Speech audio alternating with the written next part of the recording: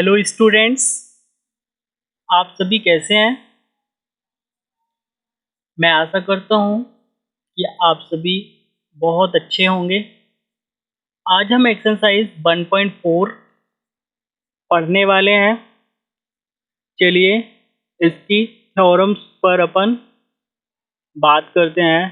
Theorem 1.6, let x equals to p upon q be a rational number such that the prime factorization of q is of the form 2 raised to n and 5 raised to m, where n and m are non-negative integers, then x has a decimal expansion which terminates।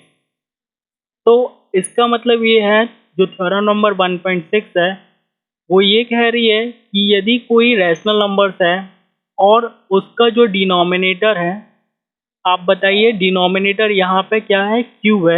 अगर हम उनके prime factors निकालते हैं तो जो prime factors हमें मिलेंगे वो 2 raise to n and 5 raise to n के फॉर्म में मिलने चाहिए। अगर इन दोनों के फॉर्म में हमें प्राइम फैक्टर्स मिलते हैं तो हमारा जो डेसिमल एक्सपांसन होगा, p अपॉन q का डेसिमल एक्सपांसन होगा वो क्या होगा, हमारा टर्मिनेट्स होगा। और टर्मिनेट्स मतलब ये होता है कि डेसिमल के बाद के नंबर्स कहीं जाकर स्टॉप हो जाते हैं। ओके, अभी हम नॉन टर्मिनेटिंग रिकरिंग वाली कंडीशंस अभी देखेंगे, वो हम थ्योरम नंबर 1.7 में कवर मतलब आएगा, तब हम उसे समझाएंगे कि नॉन टर्मिनेटिंग रिकरिंग क्या होता है। तो 1.7 अब थ्योरम पढ़ते हैं। Let x equals to p upon q be a rational number such that the prime factorization of q is not of the form of 2 raised to n and 5 raised to m। यहाँ पे हमने देखा एक rational numbers consider किया p upon q, और q जो है वो किसके फॉर्म पर नहीं होगा, यहाँ पे 2 raise to n and 5 raise to m के फॉर्म पर नहीं होगा, where n and m are non-negative integers, then x has a decimal expansion which is non-terminating repeating recurring। ठीक है, तो यहाँ पे ये है कि अगर ये इसके फॉर्म में नहीं होता है तो जो डेसिमल एक्सपांसन होगा वो हमारा नॉन टर्मिनेटिंग होगा और रिपीटिंग होगा। ठीक है, जैसे कि अगर हम एग्जांपल की बात करें तो यहाँ पे हमारा नॉन टर्मिनेटिंग रिपीटिंग जो हो जाएगा वो हो जाएगा हमारा 0.3333। इसे हम बोलेंगे non terminating repeating decimal expansion. आपको समझ में आया। अगर हम टर्मिनेटिंग का एग्जांपल लेते हैं तो टर्मिनेटिंग का अपन का एग्जांपल हो जाएगा 1.2, ये हो जाएगा हमारा टर्मिनेटिंग का कोई एग्जांपल। ठीक है, और वो नंबर्स जो डेसिमल्स के बाद स्टॉप नहीं होता है उसे हम नॉन टर्मिनेटिंग बोलते हैं, और नंबर्स क्या होता है, अब बार बार रिपीट होता है, इसलिए वहाँ पर रिपीटिंग या रिकरिंग वर्ड ऐड होता है। चलिए कंक्लूजन देख लेते हैं। From the discussion above we can conclude that the decimal expansion of every rational numbers is either terminating और नॉन टर्मिनेटिंग रिपीटिंग। तो हमने यहाँ से ये देखा है कि सभी रैशनल नंबर्स के जो डेसिमल एक्सपांसन होंगे वो या तो टर्मिनेटिंग होंगे और नॉन टर्मिनेटिंग रिपीटिंग होंगे। तो दोनों थ्योरम आपको अच्छे से समझ में आ गई हैं। अब हम चलते हैं क्वेश्चन नंबर 1 पर।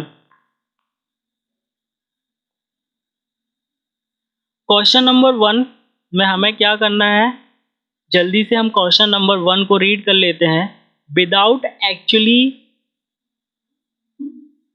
Performing the long division state whether the following rational numbers will we have a terminating decimal expansion और non terminating repeating decimal expansion. Okay, तो हमने टर्मिनेटिंग वाली कंडीशन किस में पढ़ी, थ्योरम नंबर 1.6 में। नॉन टर्मिनेटिंग रिपीटिंग वाली कंडीशन किस में पढ़ी हमने 1.7 में पढ़ी। अब दोनों थ्योरम्स का यहाँ यूज़ करके इनके आंसर्स बताने हैं। हमें यहाँ पे कोई भी लॉन्ग डिवीज़न यूज़ नहीं करना है जिससे हम डेसिमल फाइंड करते हैं, ठीक है। लॉन्ग डिवीज़न मेथड हम यूज़ करके डेसिमल रैशनल नंबर्स के डेसिमल फाइंड करते हैं, लेकिन हमें यहाँ पे वो यूज़ नहीं करनी है। क्वेश्चन में क्लियरली मेंशन है। ओके, तो हम क्वेश्चन नंबर फर्स्ट क्वेश्चन देखते हैं। 13/3125 इसे हम सॉल्व करते हैं। तो 3125 के आप प्राइम फैक्टर्स निकाल लीजिए। प्राइम फैक्टर्स निकालने के लिए आप क्या करेंगे, आप ऐसे इसके प्राइम फैक्टर्स निकालेंगे। ये 5 से कैंसिल होगा,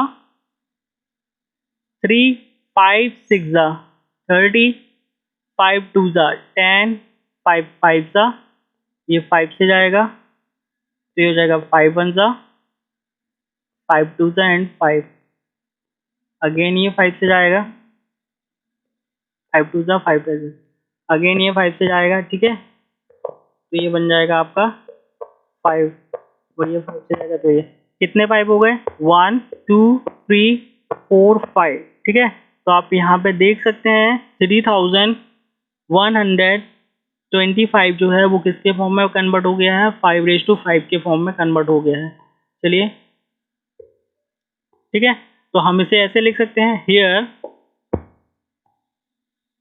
here q equals to 5/5 which is the form of the 2n and 5m, ठीक है।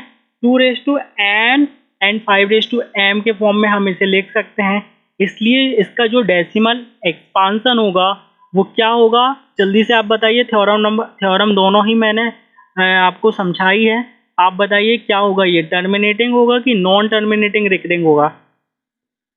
ये होगा टर्मिनेटिंग होगा, है ना, क्योंकि यहाँ पे हम किस पे डिनोमिनेटर को रिप्रेजेंट कर पा रहे हैं, 2 और 5 की पावर में, ठीक है।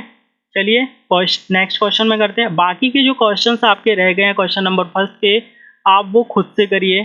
जैसे question number 2 3 up to 10 questions, मतलब 1 क्वेश्चन अपन ने कंप्लीट कर लिया है और 9 क्वेश्चंस रिमेनिंग है। तो 9 क्वेश्चंस आप खुद से करिए। नंबर थर्ड देख लेते हैं। क्वेश्चन नंबर थर्ड ये है और हमारे पास 455 है, ठीक है। तो 455 का आप जल्दी से क्या निकालेंगे, प्राइम फैक्टर्स निकालेंगे। तो प्राइम फैक्टर्स निकालने के लिए इस मेथड का यूज करेंगे आप। 5 से डिवाइड करिए, 5 9 जा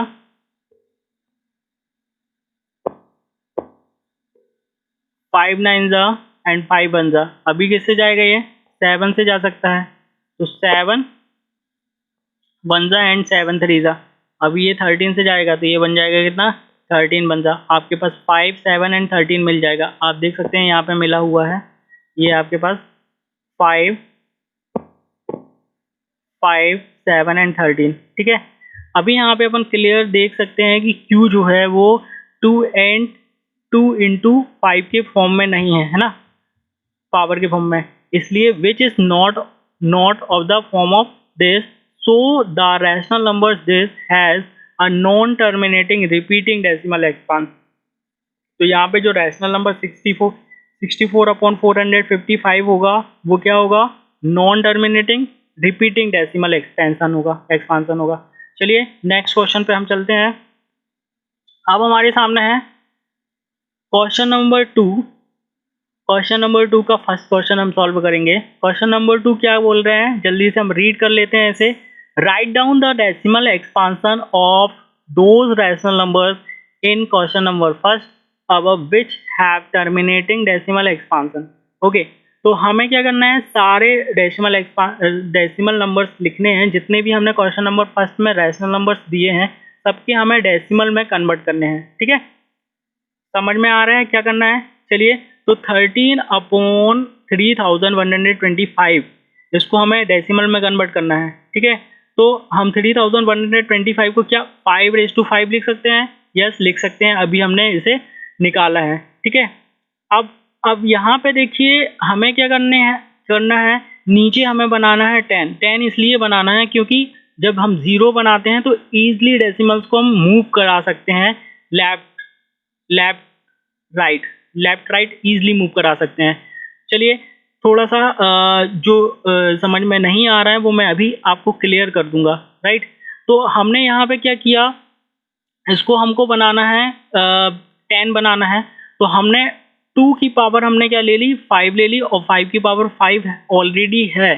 ठीक है, तो जब हमने 2 की पावर 5 ली है तो ऊपर भी हमें 2 की पावर 5 लेने होगी, क्योंकि जब अगर हम इसे कैंसिल करें तो हमें रिजल्ट क्या मिले, 13/5 ही मिले। तो हमने यहाँ पे दोनों में लिया है 2/5 एंड 2/5।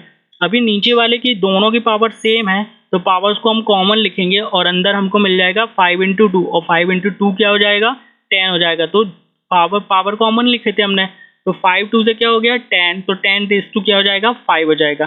क्या समझ में आई आपको बातें? चलिए मैं इसे थोड़ा सा डिटेल में और करता हूँ। ये हमने लिखा 10⁵, 10 हमने लिखा 5। ठीक है, और ऊपर हमारे पास है 416, ये हमारे पास ये नंबर मिला हुआ है। अब इसे हमें डेसिमल में कन्वर्ट करना है। तो हमारे पास नंबर क्या था, हमारे पास नंबर था 416 डिवाइडेड बाय 10⁵ 10⁵ मतलब हमें कितने जीरो पुट करने हैं यहाँ पे, 5 जीरो। तो 1 2 3 4 एंड 5, हमारे पास ये जीरो हो गए, आ चुके हैं। अब हमें डेसिमल को मूव कराना है। ठीक है, जब हम डिवाइड करते हैं तो डेसिमल हमारा लेफ्ट साइड मूव होता है, मतलब अभी जो डेसिमल है हमारा कहाँ पर कंसीडर करके चलना है अपन को, 6 के बाद है और यहाँ पे 0 है। ठीक है, तो डेसिमल हमको मूव कराना है। जब डिवाइड होता है तो डेसिमल हमारा लेफ्ट मूव होता है, मैंने अभी बताया। तो हमारे को कितने डिजिट मूव कराना है, जितने हमारे पास डिनोमिनेटर में 0 हैं। तो हमारे पास डिनोमिनेटर में 0 कितने हैं, 1 2 3 4 एंड 5। ठीक है, तो हम यहाँ पे मूव कराएंगे। थोड़ा सा मैं इसका कलर चेंज कर देता हूँ तो जिससे आपको अच्छे से समझ में आएगा। ठीक है, हम इसे मूव कराते हैं 1 1 2 3 4 5, डेसिमल हमारा यहाँ आ जाएगा। तो हमारा जो आंसर होगा वो हमारे पास आंसर हो जाएगा ये। ठीक है, आंसर को अगर हम लिखना चाहें तो हम लिखेंगे 0.00416, ये हमारा आंसर हो जाएगा। आप देखिए यहाँ पे भी वही चीज़ है, 0.00416। ठीक है, तो आपको क्वेश्चन समझ में आ गया है कि कैसे हमें डेसिमल में कन्वर्ट करने हैं रैशनल नंबर्स को। अब हम चलते हैं क्वेश्चन नंबर 2 जो है, और भी क्वेश्चन आपको सॉल्व करने हैं, क्योंकि क्वेश्चन नंबर 1 में जितने सारे क्वेश्चंस हैं सारे के डेसिमल फॉर्म हमें बताने हैं। तो आप क्वेश्चन नंबर 2 के जो क्वेश्चन नंबर 1 में क्वेश्चंस के बने उन सभी को सॉल्व करिए, जैसे कि क्वेश्चन नंबर फर्स्ट मैंने 2 का सॉल्व किया है। ठीक है, क्वेश्चन नंबर चलते हैं हम 3 पर। The following real numbers have decimal expansions as given below, in each case decide whether they are rational number or not. If they are rational and of the form P upon Q, what can you say about the prime factors of Q? Questions में ये given है, ये rational number हैं, ये जो decimal number हमारे पास given है वो रैशनल नंबर हैं कि रैशनल नंबर्स नहीं हैं। ठीक है, और अगर हैं रैशनल नंबर तो उनको आपको किस फॉर्म में शो करना है, P अपॉन Q के फॉर्म में। और हमें बताना भी है कि जो प्राइम फैक्टर्स होंगे वो Q के क्या होंगे। ठीक है, about the prime factors of Q। तो हम क्वेश्चन 3 का फर्स्ट क्वेश्चन को देखते हैं कैसे सॉल्व हो रहा है। क्वेश्चन नंबर फर्स्ट का अपन ने लिया, 3 का फर्स्ट क्वेश्चन लिया 43.123456789, ये आपको दिख रहा है। Since the decimal expansion terminates, so the given real numbers is a rational and therefore of the form of P upon Q. यहाँ पे हमारा डेसिमल एक्सपांसन क्या है, डेसिमल एक्सपांसन हमारा टर्मिनेट है। टर्मिनेट मतलब कि हमारा डेसिमल के बाद कोई भी नंबर रिपीट नहीं हो रहा है ना, एक नंबर में जाके क्या हो रहा है, ये स्टॉप हो रहा है, राइट। तो हमारा ये क्या कहलाएगा, हमारा रैशनल नंबर कहलाएगा, क्योंकि हमारा टर्मिनेट है डेसिमल एक्सपांसन। अब हम इसे किस फॉर्म में लिख सकते हैं, पी अपॉन क्यू के फॉर्म में लिख सकते हैं। तो इस पूरी वैल्यूज़ को हमने पी अपॉन क्यू के फॉर्म में कन्वर्ट करना है। तो अभी हमको जीरो को राइट साइड मूव कराना है। कहाँ मूव कराना है, राइट साइड मूव कराना है। तो जितने टाइम वो राइट साइड जाएगा, मतलब 9 के बाद हमको यहाँ पुट करना है। चलिए काउंट कर लेते हैं कितने डिजिट बन रहे हैं यहाँ पे।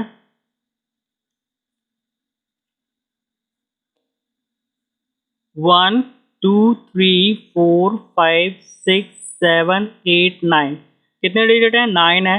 तो हम यहाँ पे 9 0 लगाएंगे 1 के साथ, ठीक है। तो लगा लीजिए 1 2 3 4 5 6 7 8 9। तो ये बन जाएगा आपका 4 3। ये ऊपर जो डेसिमल है था ना 43 के बाद, वो कहाँ चला गया, हमारा 9 के बाद चला गया। और 9.0 होगा तो डेसिमल यहाँ पे अपन शो नहीं लिखेंगे, नहीं, ठीक है, नहीं लिखते हैं।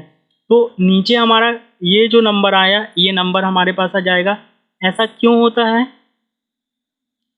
इसको समझने के लिए मैं आपको समझा देता हूँ। नंबर्स क्या है हमारे पास, 43.12 3 4 5 6 7 8 9, ठीक है। अब इस डेसिमल को मूव कराना है, तो हमें यहाँ पे क्या कराना पड़ेगा, इस डेसिमल को यहाँ मूव कराना है। तो हमें इसमें 10 टू द पावर 9 का मल्टीप्लाई करना होगा, ठीक है। तब जाके हमारा जो डेसिमल है वो कहाँ जाएगा, 9 के पास। तो 10 टू द पावर 9 को हम डायरेक्ट तो लिखेंगे नहीं, तो जब 10 टू द पावर 9 ऊपर मल्टीप्लाई होगा तभी ये 9 के बाद डेसिमल लगेगा। तो हमें इसे सिंगल नहीं लिखना है, इसे ऊपर भी लिखना है और नीचे भी लिखना होगा। जब तो इन दोनों का जब सॉल्व होता है तो ये हमारे पास क्या आंसर देता है, ये आंसर हमको मिलता है ये वाला, ये नंबर मिलेगा हमें, ठीक है। और जो नीचे 10 टू द पावर 9 है उसको हम एक्सपेंडेड फॉर्म में अगर लिखते हैं तो वो हमारा ये नंबर मिलेगा नीचे वाला। तो आपको समझ में आ गया है कि ये कैसे आया है। अब हम चलते हैं इसके आगे के सॉल्यूशन पर। अब हमने क्या किया, जो 9 टाइम्स 0 था उसको हमने पावर के फॉर्म में लिख लिया, 10 टू द पावर 9 लिख लिया। अभी हमको क्या करना है, 10 को 2 एंड 5 के फॉर्म में लिखना है। हमने 2 एंड 5 के फॉर्म में लिख लिया इसे, ठीक है। तो जब दो अलग अलग हैं तो पावर्स को हम दोनों में अलग अलग लिख सकते हैं, ठीक है। दो अलग नंबर्स हैं हमारे पास और दोनों की पावर्स कॉमन है, तो हम 2 की पावर भी 9 लिख सकते हैं और 5 की पावर भी 9 लिख सकते हैं। तो हमने वही लिख लिया यहाँ पे, ठीक है। तो यहाँ पे जो हमारा Q की वैल्यू आई है, जो फैक्टर्स आए हैं, प्राइम फैक्टर्स आए हैं, वो क्या आए हैं, 2�9 ℓ एंड 5�9। क्या आपको बात समझ में आ गई है। हमें इसे P अपॉन Q के फॉर्म में कन्वर्ट करना था, तो वो हमने यहाँ पे कर लिया। आप देखिए वो हमने कहाँ कर लिया, यहाँ पे कर लिया। अब लास्ट में क्वेश्चन में ये भी बोला था जो हमारा पी क्यू होगा उसके हमें प्राइम फैक्टर्स भी फाइंड करने हैं। जो हमारा क्यू होगा उसके हमें प्राइम फैक्टर्स भी फाइंड करने हैं। तो हमने यहाँ पे उसके प्राइम फैक्टर्स क्या निकाले हैं, उसके प्राइम फैक्टर्स हमने निकाले हैं 2 एंड 5, ये, ठीक है। तो the prime factorization of Q is of the form of this where n equals to 9 and m equals to 9, ठीक है। तो आपको ये क्वेश्चंस अच्छे से समझ में आ गया होगा। हम चलते हैं क्वेश्चन नंबर 2 पर।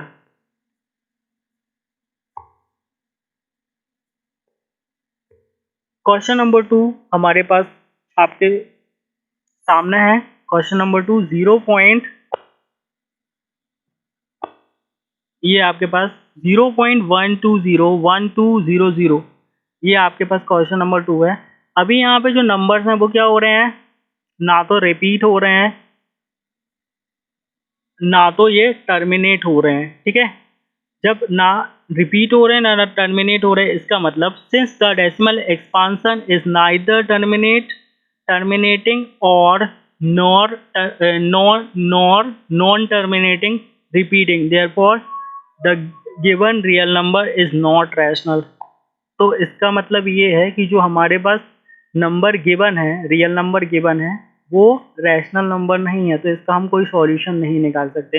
इसका मतलब हम इसे P अपॉन पी क्यू के जैसा नहीं लिख सकते। आ रही है आपको बात समझ में? अब हम चलते हैं क्वेश्चन नंबर थर्ड क्वेश्चन पर। अब हमारे पास क्वेश्चन ये है, ऐसा क्वेश्चन आपने 9th में भी सॉल्व किया है।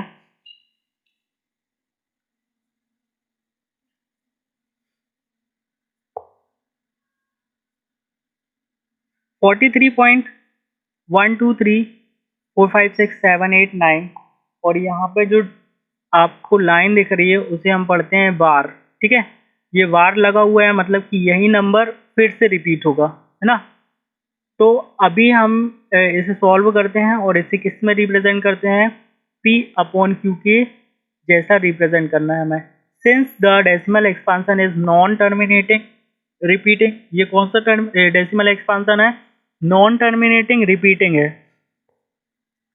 द गिवन रियल नंबर, इसलिए जो रियल नंबर होगा वो रैशनल नंबर होगा और इसे हम P अपॉन क्यू के फॉर्म में लिख सकते हैं। तो लेट x, अब हमें इसे कंसीडर करना है, किसकी इक्वल कंसीडर करना है, लेट करना है x की इक्वल, ठीक है। अभी हमने क्या किया, ये जो वार साइन है उसको हमने रिमूव किया और हमने नंबर्स बस लिखा 43.123456789। अब हमें क्या करना है, बोथ साइड मल्टीप्लाई करना है। अब किसका मल्टीप्लाई करना है, जितने डिजिट के ऊपर बार लगा हुआ है, तो बार 9 डिजिट के ऊपर लगा हुआ है, इसलिए हम 1 के साथ 9 0 लेके चलेंगे, ठीक है। मतलब हमें इसे